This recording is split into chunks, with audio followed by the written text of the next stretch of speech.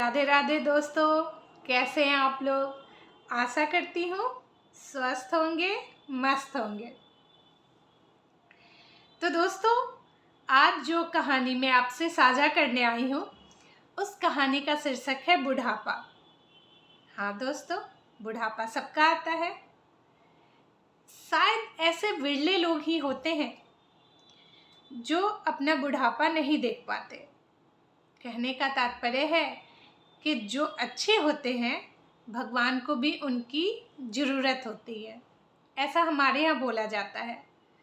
जो बुढ़ापा आने से पहले ही जो स्वर्ग की ओर चले जाते हैं, परलोक सिधार जाते हैं, हमारे यहाँ ऐसा ही कहा जाता है कि अच्छे लोगों की ज़रूरत वहाँ भी है। तो बस वही लोग अपना बुढ़ापा नहीं देख पाते, बाकी सभी लोग को अपना बुढ़ापा यहाँ काट के उसके बाद ही परलोक जाना होता है। तो दोस्तों, इस कहानी के जो मेन कैरेक्टर हैं वो एक ऐसे दंपति हैं जिनको बहुत सालों के बाद एक लड़का हुआ। उस लड़के के होने पे ये दोनों बहुत खुश थे। यही दोनों नहीं, इनके जितने भी रिश्तेदार थे सभी बहुत खुश थे कि आखिर बहुत दिनों बाद ही सही, लेकिन उसका घर तो भरा, उसके घर में बच्चे की किलकारी तो गुजी। सारे रिश्तेदार इनके द्वारा दी गई पार्टी में शामिल होने आए, बच्चे को दुआ दिया, इन्हें बधाई दी और वापस हो गए। धीरे धीरे वक्त गुजरता गया, ये बच्चा जवान होता गया। पहले स्कूल, फिर कॉलेज और फिर इतनी अच्छी तालीम की वजह से इसे बहुत अच्छी जॉब मिली तो जाहिर सी बात है अच्छे घर की बहू भी आई। यहाँ मैं रुकूंगी कि घर अच्छा नहीं होता है, और आप ये भी नहीं कह सकते कि माँ बाप अच्छे हैं तो उसका बच्चा भी अच्छा होगा। ये अक्सर सुनने में आता है ना कि अच्छे संस्कार। नहीं, कोई बच्चा जिसके माँ बाप बहुत अच्छे संस्कार वाले होते हैं फिर भी बहक जाता है। हम अगर संस्कार की जगह संगति का इस्तेमाल करें ना तो वो सटीक रहेगा। संगति, क्योंकि संगति पे ही निर्भर होता है। ये जो लोग कहते हैं ना कि संस्कार अच्छे हैं तो अच्छा होगा, नहीं, जिसकी संगति अच्छी होगी ना वो इंसान अच्छा होगा। तो अच्छे घर से ये लोग बहू तो ले आए, लेकिन बहू की जो संगति थी, जो सहेलियां थी, उनका स्वभाव थोड़ा अलग था। ये भी उन्हीं की रंग ढंग में ढली हुई थी। बड़े बुजुर्गों का आदर इसे बिल्कुल पसंद नहीं था, पर्दा इसे बिल्कुल पसंद नहीं था।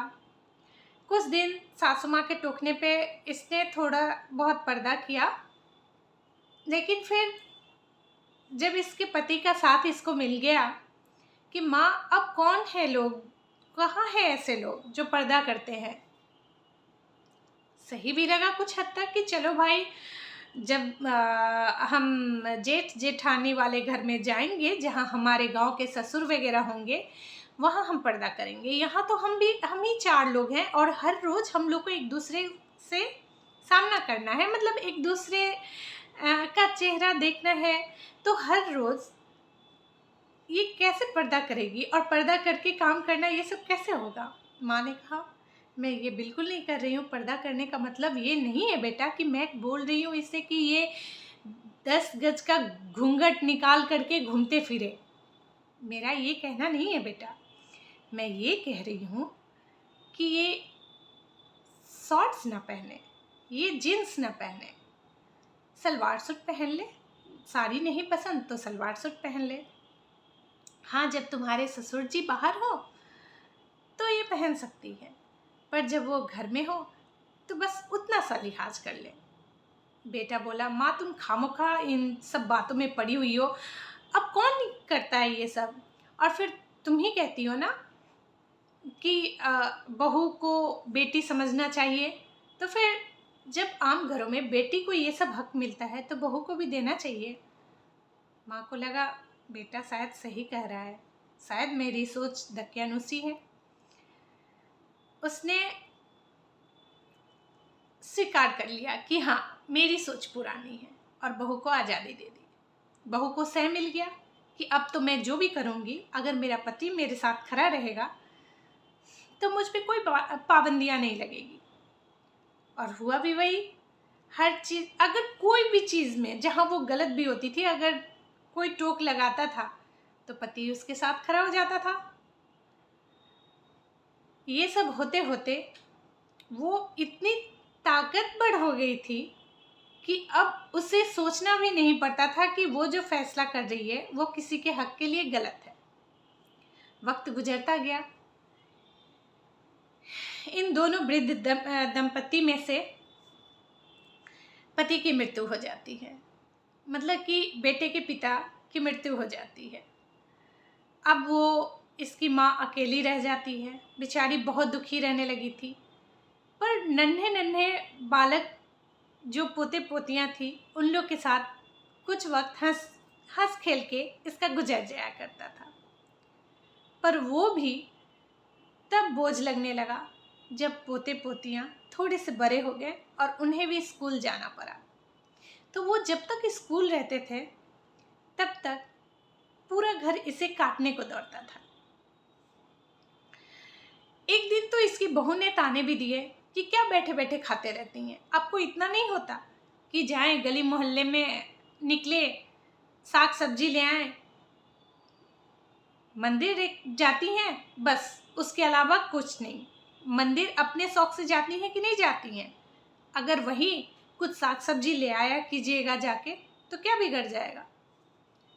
बहू ने कहा बिल्कुल, इसमें कोई बुराई नहीं है बहू, तुमने अब तक कहा नहीं था इसलिए मैं नहीं लाती थी।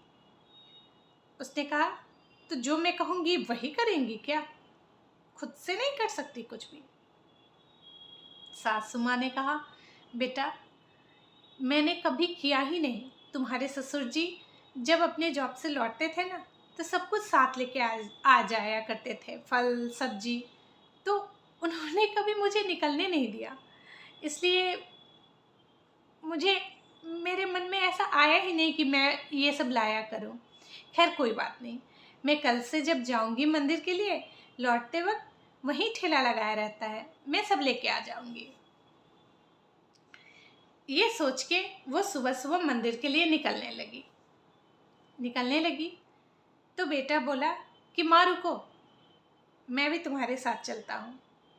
बहुत खुश हुआ बेटा, बहुत खुश हुई माँ कि बेटा आज मेरे साथ चल रहा है मंदिर तक छोड़ने के लिए। मंदिर तक तो ये गई। उसके बाद बेटे ने कहा कि माँ मुझे एक जगह काम है, अगर तुम बुरा न मानो तो तुम मेरे साथ चलोगी? बेटे ने कहा कि हाँ बेटा, अब तुम 2 बार आओगे जाओगे घर, मुझे अभी छोड़ने जाओगे, फिर आओगे, फिर उस जगह पे जाओगे जहाँ तुम्हें काम है, तो क्यों नहीं, साथ चलूँगी। ले जाता है। पर ये माँ नहीं जानती थी कि इसके साथ क्या षड्यंत्र रचा जा रहा है। सब्जी लाने के बहाने इसे कहाँ भेजा जा रहा है। माँ चुपचाप कार के अगले सीट पे बैठी बेटे के साथ चली जा रही थी। इतना लंबा सफ़र जब बीच में आया तो एक बार माँ ने टोका भी कि बेटा हम लोग कहीं ऐसा तो नहीं कि तुम रास्ता भटक गए हो, तुम्हें ऐसा नहीं लग रहा कि हम कुछ लंबी दूरी तय कर लिए? बेटे ने कहा बात तो तुम सही कह रही हो माँ, एक काम करते हैं, अगले स्टॉपेज पे हम रुकते हैं और पता करते हैं कि हम कहाँ आ गए हैं। अगला स्टॉपेज आया, वो था बस स्टॉप। वहाँ एक स्टूल लगा हुआ था, या यूँ कहें कि बेंच लगा हुआ था।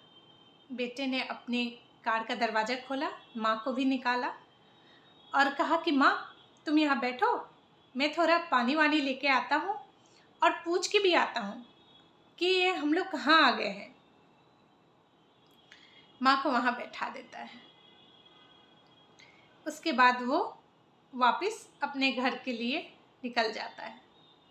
माँ 2 घंटे, 4 घंटे, 10 घंटे इंतज़ार में बैठी रही कि मेरा बेटा आएगा, मेरा बेटा आएगा, वो पानी लेने गया है। जब भी कोई उससे पूछता, आप यहाँ क्या कर रही हो माँ जी, वो बोलती, मैं अपने बेटे के इंतज़ार में हूँ। देखो ना, वो पानी लाने गया था और पता नहीं क्यों उसे लेट लग रहा है। माँ बेचैन हो रही थी।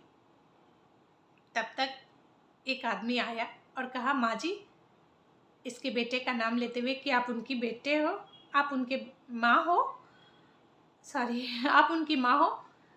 इन्होंने स्वीकारा हाँ, और अगल बगल खड़े लोगों से कहा, मैंने कहा था ना मेरा बेटा आएगा, देखो वो नहीं आ सका तो किसी को भेजा है। वो इंसान शर्म से अपनी आंखें नीची किए हुए था और बोला, माँ जी आप चलो मेरे साथ। वो लेके निकला इनको। ये रास्ते भर पूछती आई कि मेरा बेटा कहाँ है, तुम कुछ बताते क्यों नहीं हो, तुम कहाँ ले जा रहे हो मुझे। उसने कहा कि माँ जी आपका बेटा जिस जगह पे है मैं वहीं लेके जा रहा हूँ आपको। इस कहानी का अंत मुझे थोड़ा भावुक कर रहा है। तो ये कुछ दूरी के बाद एक ऐसे घर में पहुंचती है जहाँ बहुत सारे वृद्ध लोग हैं, बहुत सारे।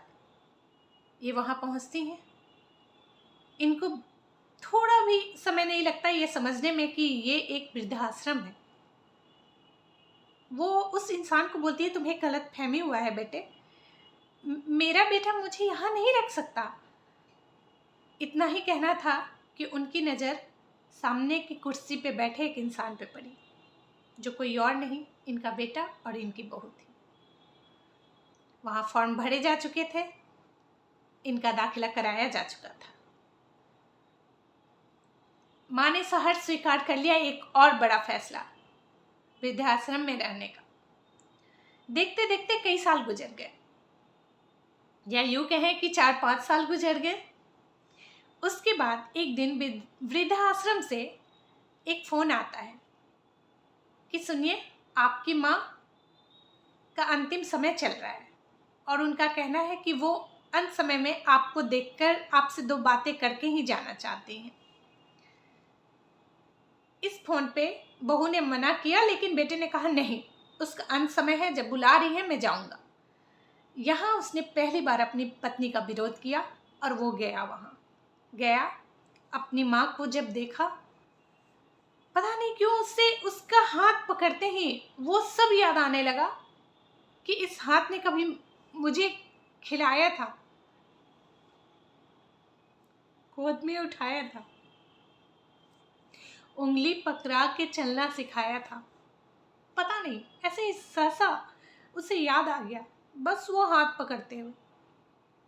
उसके बाद वो माँ से पूछने लगा, माँ बताओ, कुछ खाने का मन कर रहा है, कुछ इच्छा तुम्हारी, और हाँ तुम कुछ कहने वाली थी ना, क्या कहना चाहती हो माँ, बताओ ना। उसने कहा, बेटे इस कमरे में एक पंखा लगवा देना। वो बोला, माँ तुम तो 4-5 साल गुजार ली, तब तुम एक बार भी जिक्र नहीं की पंखे का, और अब तुम कह रही हो कि इस कमरे में पंखा लगवा देना, जबकि तुम भी जान रही हो कि तुम बस कुछ देर की मेहमान हो। उसकी माँ ने कहा, हाँ मैं जानती हूँ, पर बेटे मेरा तो वक्त गुजर गया, पर बहुत जल्द। उसने कहा कि बेटे मैं ये पंखा खुद के लिए नहीं, तुम्हारे लिए मंगवाना चाह रही हूँ, तुम्हारे लिए लगवाना चाह रही हूँ। बेटे ने कहा, मेरे लिए? उसने कहा, हाँ ये पंखा मैं तुम्हारे लिए लगवाना चाह रही हूँ, क्योंकि तुम तो बिना पंखा के रह नहीं सकते, और वो दिन दूर नहीं है जब मेरे पोते पोतियाँ भी एक दिन तुम्हें यहीं ला के रखेंगे। तो मैंने तो ये गर्मी गुजार ली, पर मैं अच्छी तरह जानती हूँ कि तुम बिना पंखे के नहीं रह पाओगे। इसलिए बेटे खुद के यहाँ आने से पहले हो सके तो यहाँ के हर रूम में एक पंखा लगवा देना। इतना कह के वो माँ इस बच्चे के गोद में ही दम तोड़ दिया। तो यही है बुढ़ापा, सबका आता है। किसी को यकीन नहीं होता है कि मेरा अंत भी ऐसा होगा, पर बुढ़ापा सबका आता है। इस बुढ़ापे को याद रखिए और हर बुजुर्ग की इज्जत कीजिए। धन्यवाद। स्वस्थ रहिए, सुखी रहिए। राधे राधे।